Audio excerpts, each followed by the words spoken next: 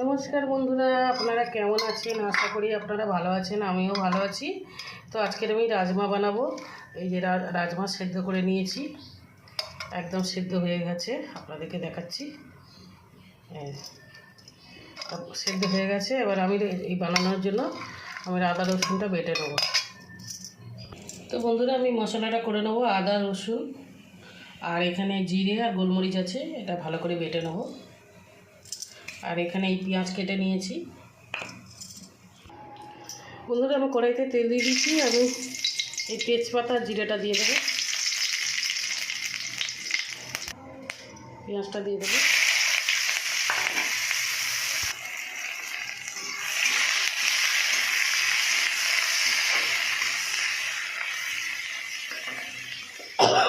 এখানে এই মশলাটা করে নিয়েছি।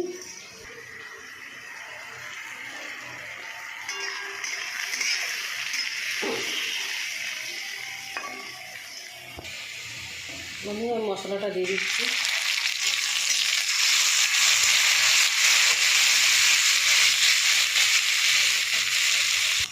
আমি এবার হলুদ গুঁড়োটা দিয়ে দেবো, লঙ্কার গুঁড়োটা দিয়ে দেবো। আর রাজমা যখন সেদ্ধ করি তখন আমি নুনটা দিয়ে দিয়েছি, এখন আমি নুন দেবো না। বন্ধুরা, আমি টমেটোটা দিয়ে দেবো।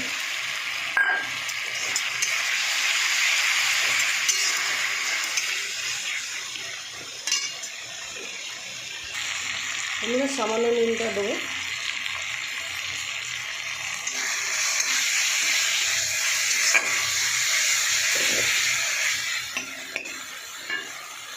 বন্ধুরা, আমার মশলা কষানো হয়ে গেছে, এবার রাজমাটা ভেজে দেবো।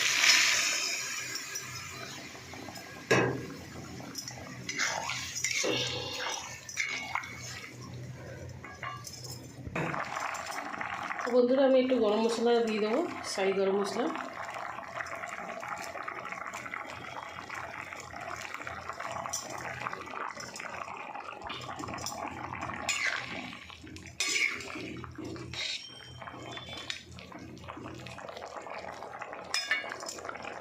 তো বন্ধুরা, আমার রাজমা হয়ে গেছে। তো আমার ভিডিও যদি আপনাদের ভালো লাগে, আপনারা লাইক শেয়ার কমেন্ট করে দেবেন। আর আপনারা যারা সাবস্ক্রাইব করেননি, সাবস্ক্রাইব করে দেবেন বন্ধুরা। তো আমি একটু রাজমা তো একটু ঝোল ঝোল রাখবো, এটা ভাতের সাথে খাওয়ার জন্য। তো রুটির সাথেও আপনারা খেতে পারেন, পরোটার সাথে খেতে পারেন। তো আমি একটু ঝোল ঝোল রাখবো। তো নমস্কার বন্ধুরা।